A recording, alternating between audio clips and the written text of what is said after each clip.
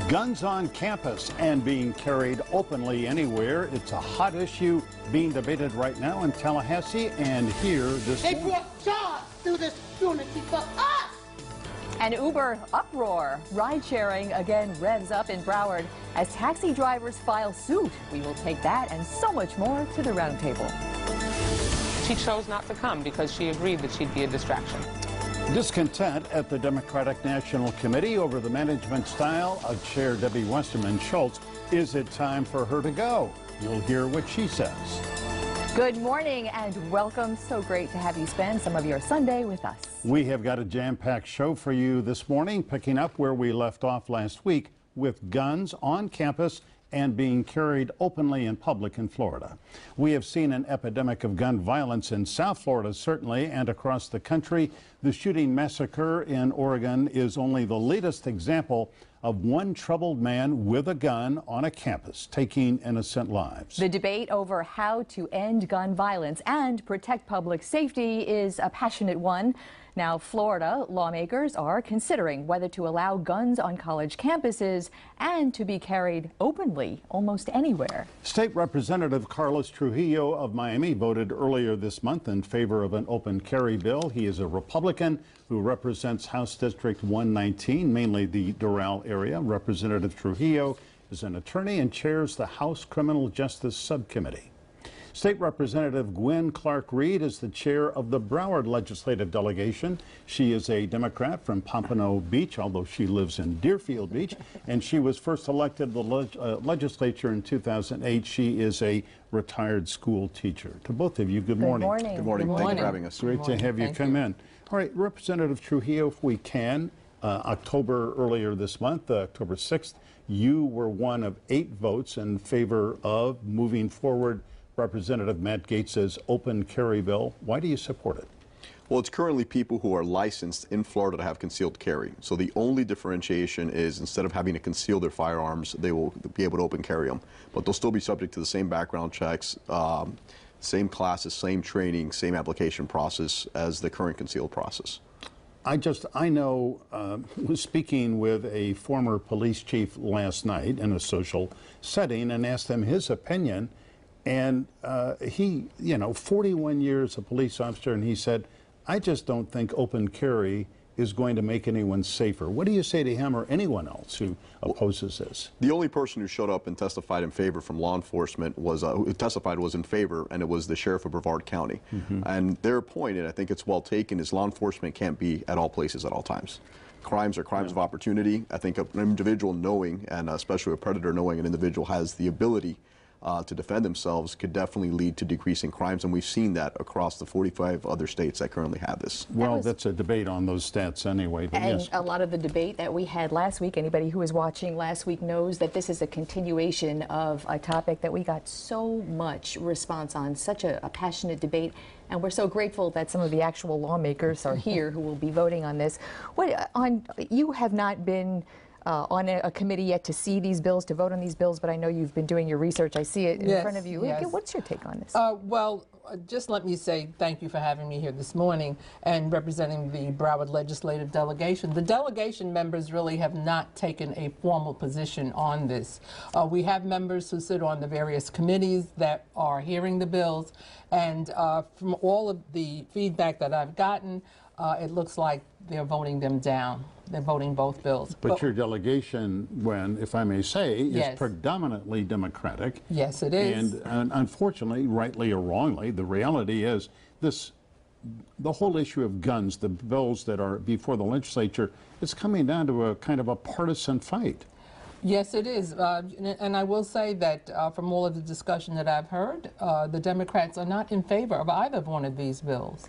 And we are looking at not so much as to what has happened, but what the potential is for having things happen when you have open carry and guns on campus. We've heard, and I watched your show last week, and I saw how the university presidents are saying no.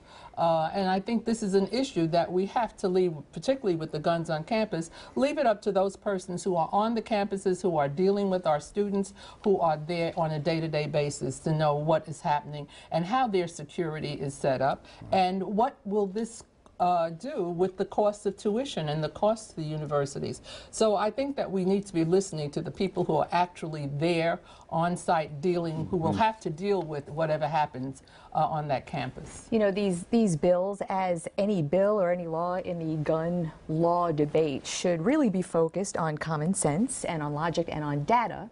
Carlos Trujillo, what data have you seen that makes you think that these are good bills? Where is the evidence that you're looking at that this would be a positive move? So people with concealed carries now are much less likely to commit crimes of violent acts. And that data is well established by FDLE. It has not been disputed. So these are lawful individuals who go out of their way to be compliant with the law. They're much less likely to commit crimes, especially crimes of violence. The majority of these crimes are committed for people who are unlawful in nature. As far as the guns on campus, the college campus, Florida State, post-Afghanistan and the Iraqi wars, 9% of their student body are veterans. These are young men and young women who have risked their lives for our freedom. They come back to our great country and they attend their colleges and universities, and they've been on the battlefields and are not allowed to carry a firearm. Well, is that wrong somehow philosophically, just because they've been trained, that they should be able somehow to carry a gun? I think it's their constitutional right. I don't see why a person who's defended this country and who's been given a government by the United States government, given a gun by the United States government, has fought in foreign soils, now comes back to a free America in Florida, in Tallahassee of all places, and can't carry a firearm. And a lot of the individuals who spoke in favor at the committee were single women. Single women who say, you know what, I have been attacked, I've been assaulted, I've been violated on campus. And the police can't be there at all times for all people. And FSU is one of the places that had a shooting last fall in the library. Yeah. And, you know, that brings up a good point. In the library, there were people who presumably were not armed, and then the argument is always the criminals are the ones with the guns, to your point, law-abiding citizens who get licenses. How do you respond to an event like that where there are no guns allowed on campus, yet a criminal brings a gun and shoots in the library at FSU? That's an incident that happened. We haven't had that happening here in Florida, and I can only speak for Florida where I lived. Well, it happened twice in the last 2 years. Yes, it has. But the ability of a person to come on campus with a weapon, and that person comes on campus knowingly this is what they're going to do, because they didn't just come up on campus and something happened in the library and they took out the gun and they used it. Of course, but the question is, how would this bill prevent that, or would this bill prevent that, or would it be benign? Does it even matter if there is a law such as this when it's the criminals bringing the guns? I don't see that a bill is going to prevent anyone from doing anything. If a person has a mind that this is what they're going to do, they're going to get in there and do it. But I do feel that for the protection of the other people that are on that campus, if we have everybody carrying guns, it's like the Wild Wild West almost. And this is what I'm saying has come from folks in my community, folks in the district, folks around that I've spoken to around the state, that they do not want to see guns on campus. Representative Trujillo, the president of Florida State, as you well know, is John Thrasher, former Senate president, a political conservative, a really great guy. I happen to know John Thrasher a little.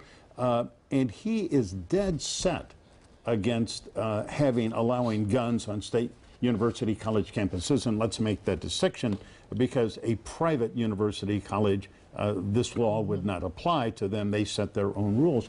But President Thrasher just simply does not want this. He points out that last November, that police within, I don't know, 3 minutes or so, were at the Florida State University library, that they shot and killed this deranged man who had gone on the campus and shot 3 students.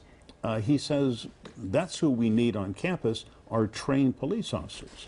What do you say to, if you were sitting across from John Thrasher, what would you say? I agree with him that we need trained police officers, but if we have an Army infantryman who's also in that library, and thank God in the FSU situation, the police were there in 3 minutes and the situation was de-escalated. But what happens in the Virginia Tech situation, in which the person barricades himself inside a building and kills tens of people before the police have an opportunity? So if you have an armed infantryman who served his country, who's defended our rights, who's in that library, wouldn't you want that person to also have the opportunity to defend themselves and those around them. Well, I mean, what you are saying, it seems to me, among other things, is some people have more special gun rights than everybody else. I mean, the Second Amendment makes no exception for veterans or anybody else. It simply says, you know, you shall have the right to possess and bear arms. But it also doesn't make exceptions for college campuses, and it doesn't make exceptions for open carry. But and I think in the plain text, if we're reading it, at no point does it say you have the right to defend yourself but for a movie theater or a college campus or anywhere else. It says you have the right to bear arms, period. There's no exceptions, there's no exclusions. That's true. All right, I think real quick for a response. Yes, I see it bubbling up. I know that the bill doesn't carve out who can carry and who can't carry, but there is a moral responsibility and there's a sense of common sense that has to be used when we discuss about carrying guns. We have a very large mental health problem here in the state of Florida, as we do throughout this country. And I think that we have to look at what enhances the quality of life, rather than threatens it. And you are, we should point out again, a retired school teacher. Don't know how many years you taught or at what level, but the idea of guns on your school campus. No, I do not want to see guns on the school campus. I was an elementary school teacher. My focus is in the classroom. It's there to teach the students. It's there to teach them how to be responsible. And I just cannot see me performing my job that I'm supposed to be doing and then being concerned about, do I have to have a gun around so that if something happens, I'm going to take over and shoot. We'll hold it right there for a couple of minutes. We will continue this conversation when we come back in 2 minutes. Stay with us.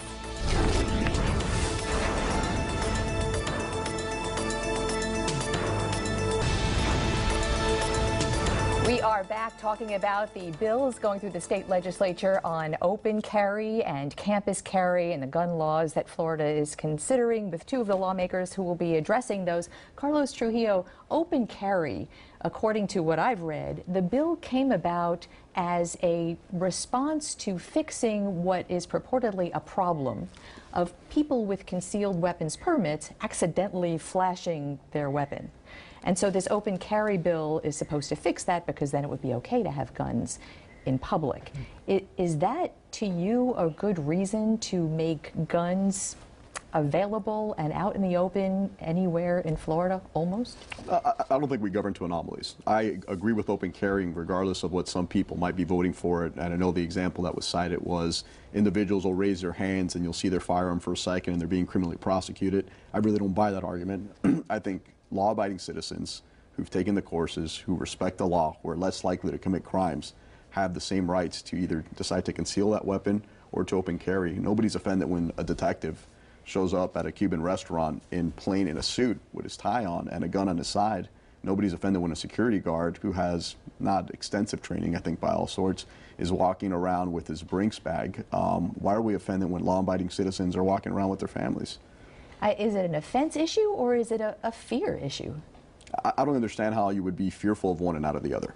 You see an individual in a suit with a gun, you assume they're a federal agent or a state agent or some law enforcement, but how do you know?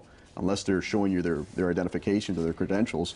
I'm not fearful when I see them. If they're law-abiding, it makes you feel, I think it gives you a sense of security, saying, all right, there's someone here who's a position of authority. Yeah.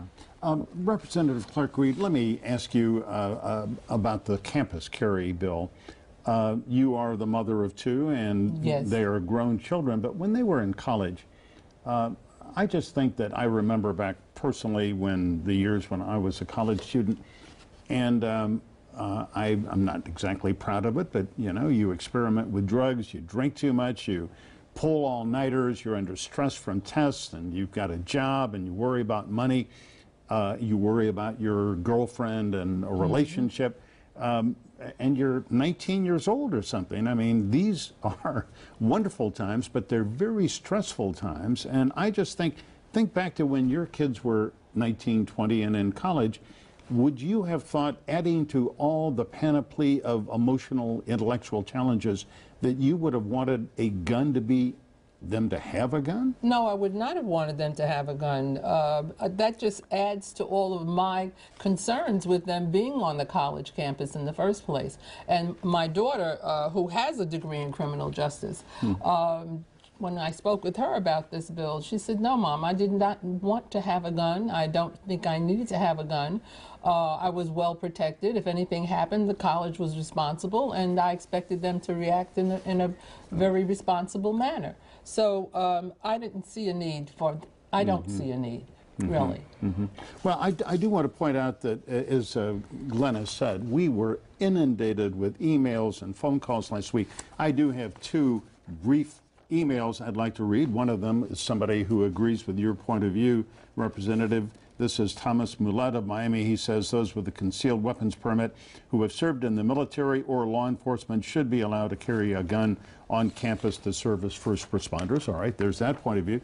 And then I heard from Dr. Irving Sugar of Miami Beach, and he said, I have 3 grandchildren living in Florida, and if this law is passed, I am certain that their parents will not permit their kids to attend a Florida university. I mean, people feel passionately about this issue. Have you heard from your constituents? You know, I represent an urban area and a rural area, and some constituents obviously are in favor, some are opposed. But I think to address the point you said earlier, 19 and 20-year-olds can't lawfully carry a firearm, even if this bill were to pass. So we're talking about 21-year-old individuals who have the licensing. They could currently carry them in their off-campus apartments. They could currently carry them on their trip to Publix, on their trip to the off-campus bookstore. They just can't pass this imaginary threshold. I'm not sure what we're protecting them from. Let me throw out something. As long as we're on viewer response, we had a viewer write in, Scott Ross is his name, who brought up what I thought was, we both thought was a really interesting point, in that, is there anything that can make a gun operator more responsible for anyone who might be injured or killed, just like auto insurance covers person driving an automobile when the automobile is involved in something like that, a gun involved in any kind of violent act. Is there any kind of insurance that you might want to write into the bill that would need to be obtained by a gun owner to protect the public like that from his or her gun? Does that make sense? For me, it doesn't. I think lawful abiding individuals aren't running around killing people. I think what Representative Carke-Reed said earlier is we have to focus on mental health. We're focusing all of our attention on people who submit to background checks, who take classes, who try to be within the law, who are 100% within the law. Our focus should be on mental health, and why are individuals with mental health disorders obtaining guns? And the answer is easy. We can't share federally protected information. We would easily say, if you've ever been Baker Acted in the state of Florida, you shouldn't apply for a firearm. How can we tell if you've been Baker Acted? It's federally protected. So the focus has to be, how do we get mental health records to prevent people who are dangerous, people who should not have guns, from getting them? So is that more of a support for federal gun laws that would close loopholes and protect people from those who shouldn't have Part of the problem, if I may say, that I have read is that there's not a central federal registry for people who have been who have been Baker Acted or have been deemed mentally unstable. I mean, they're all over the place. It's not as if a gun store simply dials up a number and there is the information. Representative Trujillo, I just have to ask you, here we have these 2 bills we've talked about, and another that Representative Stubbe of Sarasota is going to introduce, or has introduced, hadn't been in committee yet, that would allow a person with a concealed weapons permit to carry a gun into a school board meeting, a city commission meeting, to the legislature. I mean, what is this obsession with guns that some of your fellow lawmakers have? Well, I think it's truly a constitutional right, and I think we focus our energy on law-abiding citizens. These are people who have to apply for permits, who subject themselves to background checks. Why don't we focus our attention on felons in possession of firearms? Why don't we focus on people who have mental health disorders in possession of firearms, rather than focusing our attention and our discontent on people who are lawfully abiding the law? As far as carrying it in the Capitol, you could currently carry it anywhere in the Capitol except for in the chambers. So if you visit us in Tallahassee, Michael, you could walk through security. They'll tell you have a firearm. They'll follow you around, but you have that right to do that currently. All right, maybe you've got that right. I just personally, and I've reported often in the Capitol, if I saw a citizen not in uniform walking the halls of the Capitol with a gun on his or her hip, or in, open, I would be very distressed. I just think in a place where you've got sharp differences of opinion, someone with a gun is not a good thing. On that note, we thank you both for being with us today. Thank you. And invite Thank you. you Thanks for to having keep us. in touch and stay in touch on this. Thank you, representatives. absolutely Appreciate crucial it. issue. Absolutely. All right, up next, the will of the people put ride sharing back on Broward's roads. Taxis are crying foul and fighting back, and that is just one of this week's topics we take to the roundtable. And that's now.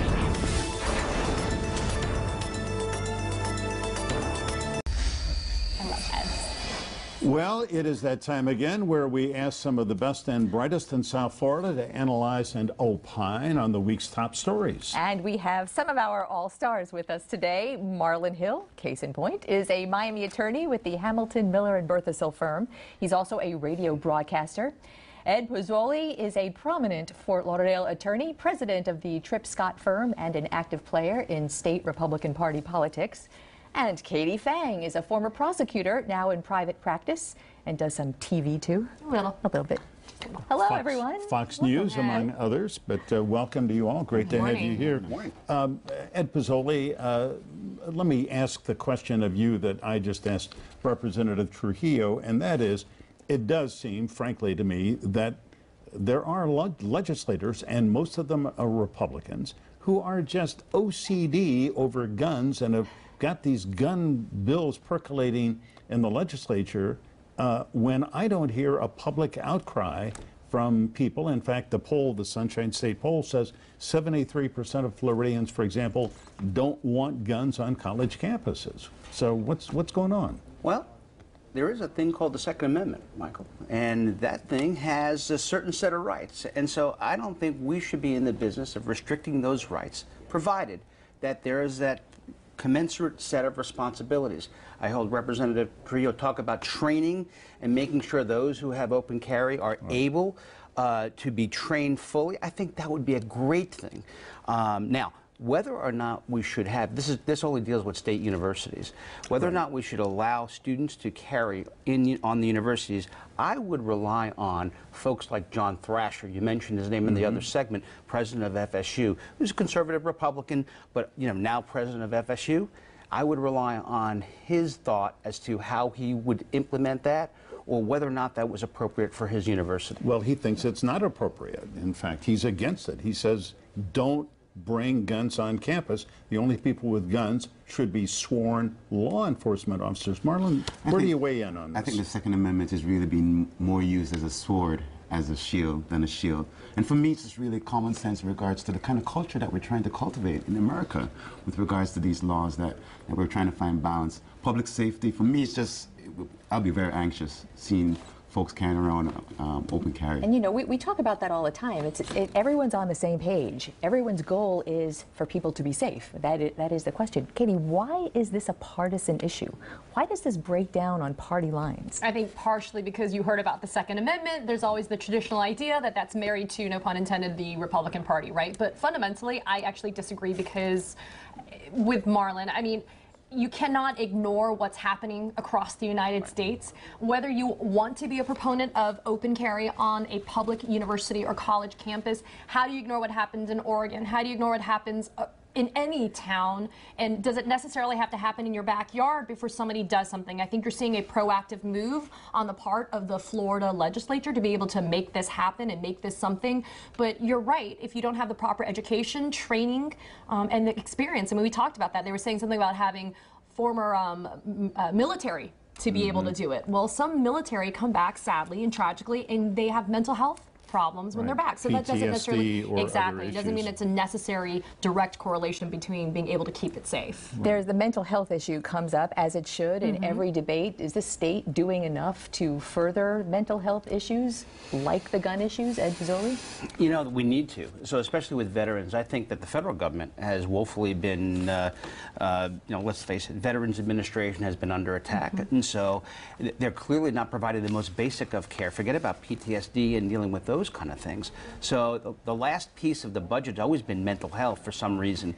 We're able to fix your, replace your arm and give you a prosthesis, but the prosthesis of the soul is left to be dealt with. We need to do more with that. Well, the governor, to his credit, has proposed, I think, a sizable budget.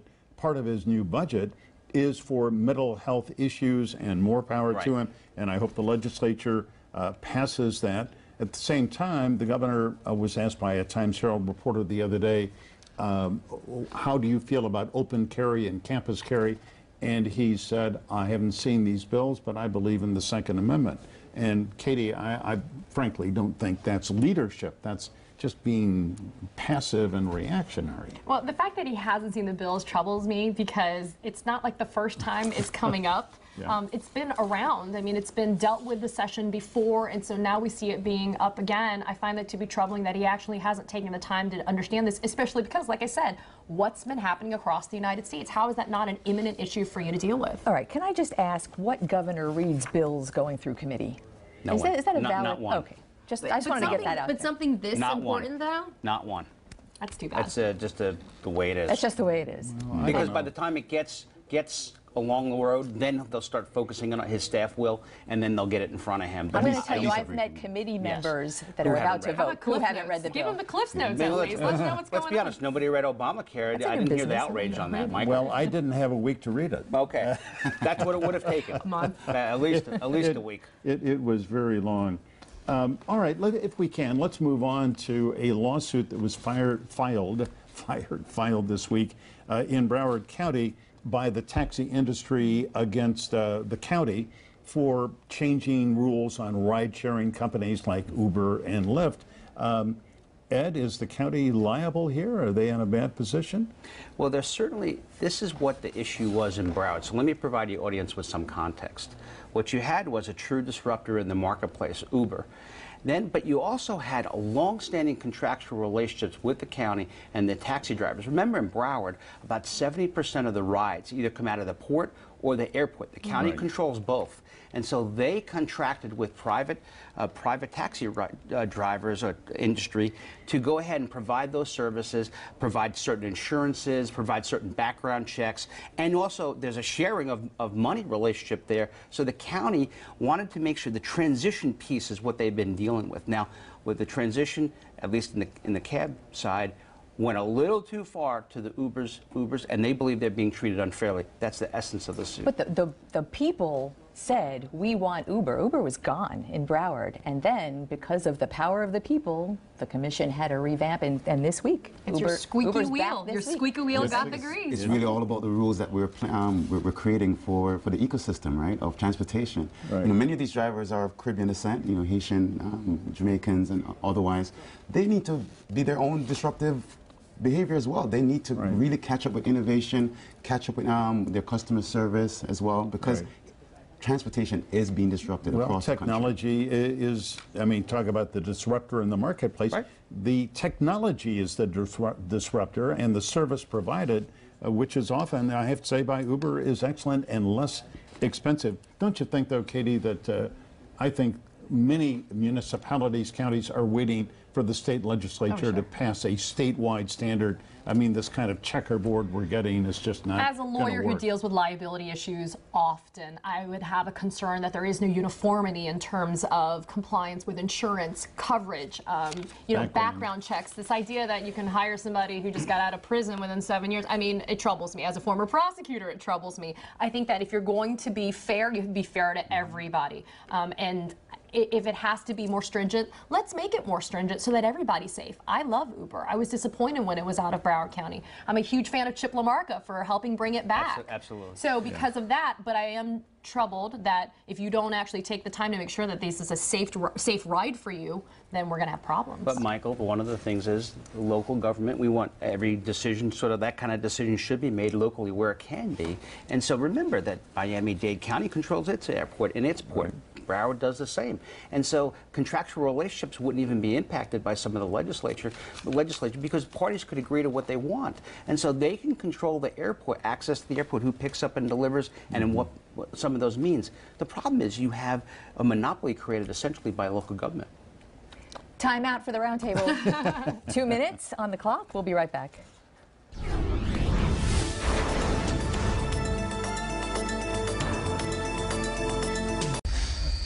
Welcome back on this Sunday morning, live in our studio. We are with the roundtable. Marlon Hill, Ed Pizzoli, the one and only Katie Fang. Katie, let me ask you about this. I don't think you live in Broward, but you certainly follow what goes on there. And now the Florida Panthers are asking for $86 million, tourist tax dollars, to invest in the BB&T Center where they play. I mean, when we hear these numbers, enormous amounts of money going to a professional sports franchise, I mean, aren't we all kind of taken aback and say, what's going on? Well, it kind of, speaks of the whole Marlins thing and everything. Okay, so they're trying to make a distinction. They're trying to say the team loses $20 to $30 million, but they're trying to say the BB&T Center brings in all of this audience from all the shows they put on and all the different stuff that they do. But $86.3 million, I'd like $86.3 million funded by tourist taxes. And they've also made a pitch for it, and the Broward County Commission, which is the commission that will decide whether they get this money, has rejected it the last 2 years in a row where they asked for even less money. So I don't think it's very promising for them to think they're going to get the money. You know, as a business, though, 2 years they've been rejected for the money. 2 years the Panthers are in the red by tens of millions of dollars. Why would another infusion of public money change the equation going forward? Is throwing good money after bad? As a business lawyer, this is definitely a bad deal for the taxpayers. What investment return are the taxpayers going to be getting? This is what the residents of Broward County should be asking their county commissioners. Even though it's a county facility, is it a good deal for the taxpayers? That's the big question. Is it, Ed? Well, probably not. I mean, probably not.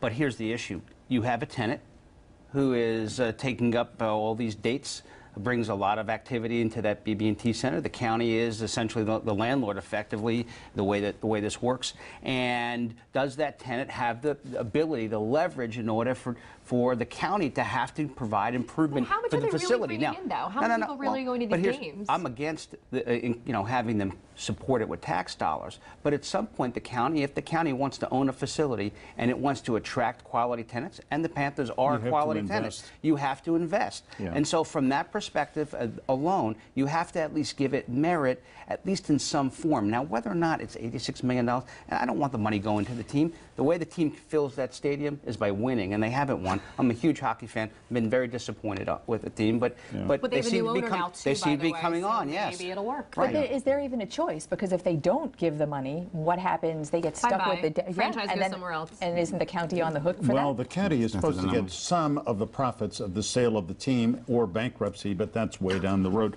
All I can say is 10 a.m. Tuesday at the Broward Government Center. Commission's going to discuss it. All right, my friends, let's talk a little bit about the presidential race. We always have to do this.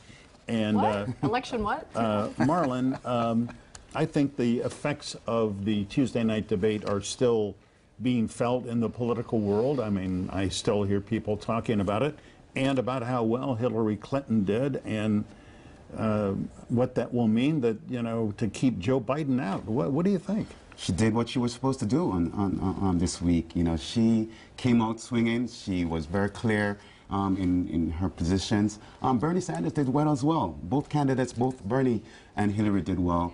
It's going to be very interesting for Joe Biden to look at this. Hillary really planted a flag in the ground at that debate, I believe. You remember at the Republican debate, especially the ones that really nobody ever saw, Carly Fiorina came from behind. There was no come from behind here. Those other three candidates had no breakout moments, even though they had some really incredibly intelligent things to say. They did. I mean, I felt bad for Governor O'Malley. He had to say he was sorry for being tough on crime in Baltimore when he was mayor. I mean, it was terrible.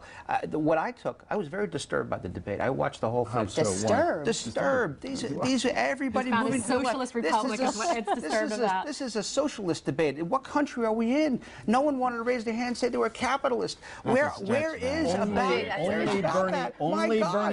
only Bernie Sanders would not say he was a capitalist, and for a guy who's beaten up on Wall Street and big banks, what do you expect? He elected in Vermont, by a liberal state, and he represents them you know, pretty well. Well, Michael, what we have here in both presidential sides of the nomination process is really noise on both sides. You know, both parties are dealing with little pockets of noise as to clarity as to what direction they want both parties to go in. I think the problem is more on the GOP side with regards to their noise. It's bigger. I wouldn't discount Biden, though. I'm telling you, that man has been making moves. He's been talking to strategists. He's been sending out the message that he is gearing up for this, and he has the most compelling story, I think, to beat Hillary Clinton. All right, this time. let's take a roundtable poll. Is he in or out?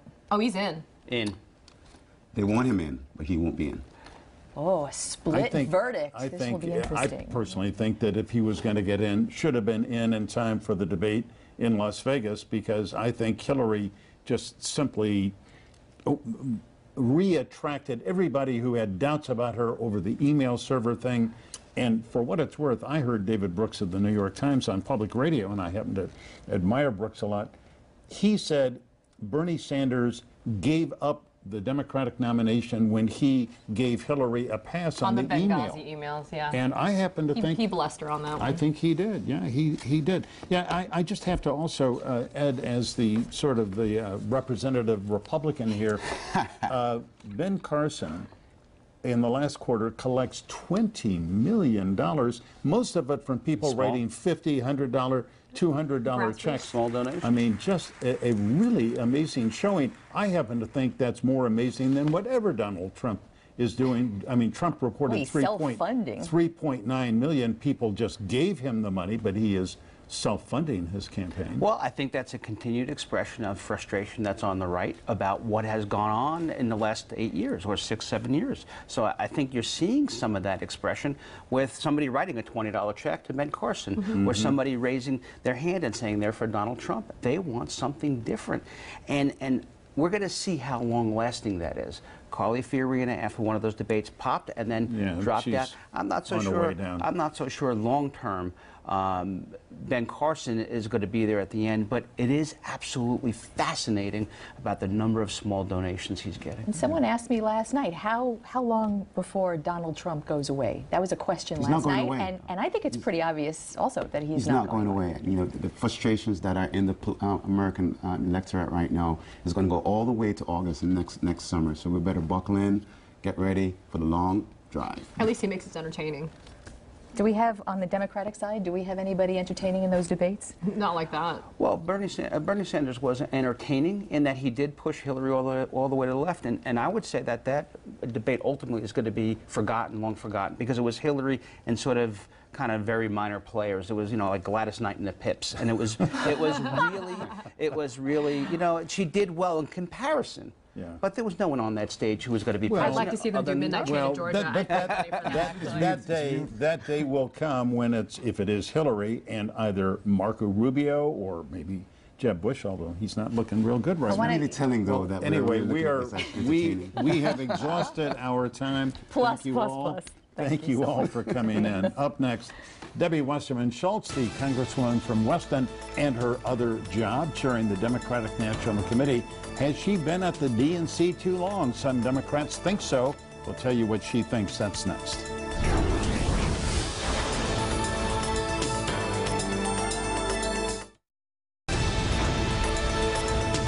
Representative Debbie Wasserman Schultz has two jobs, you know, Congresswoman and also chair of the Democratic National Committee. Yes, she has been the DNC chair for 4.5 years and by most accounts has done a good job. But some members of the DNC are suggesting now that it is time for her to step down.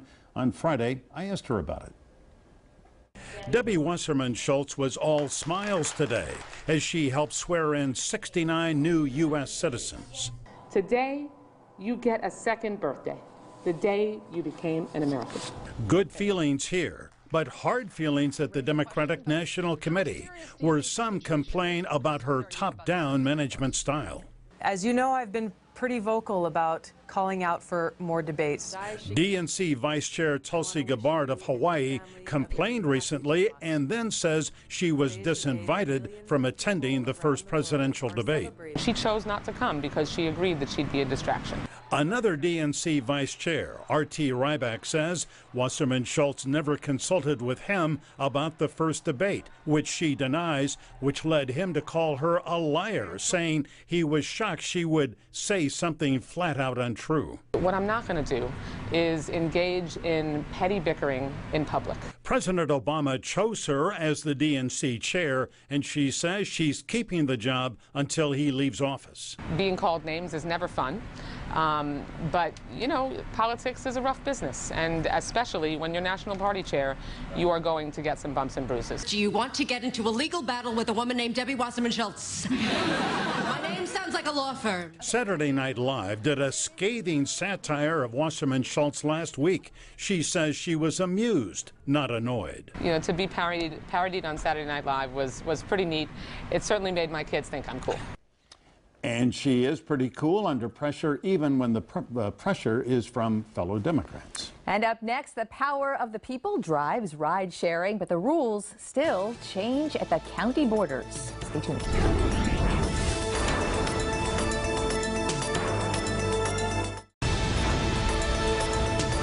You are looking at a live look from the Miami Tower Cam. Looks nice out there. His Weather Authority meteorologist, Jennifer Correa, is here with the Sunday forecast. Hi, Jennifer. Hi, Glenna. Hi, Michael. And good afternoon, South Florida. Happy Sunday. So temperatures hitting the low and mid 80s.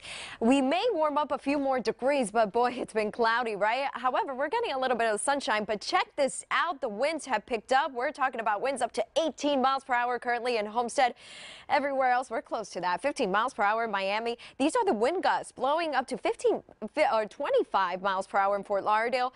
So far, Fort Lauderdale topping those wind gust speeds. So beachgoers out there, high rip current risk. And for boaters, as advisories are in effect, the bays will be choppy. So keep that in mind. Just use caution and stay safe out there. Highs today, 86 degrees. That's the normal for this time of year. Tomorrow, a little cooler. Glenna? Jennifer, thanks. We've been talking so much about this. This week, Broward County took away the roadblocks, pressured by the power of the people, and paved the way for 21st century app-based rides for hire like Uber and Lyft.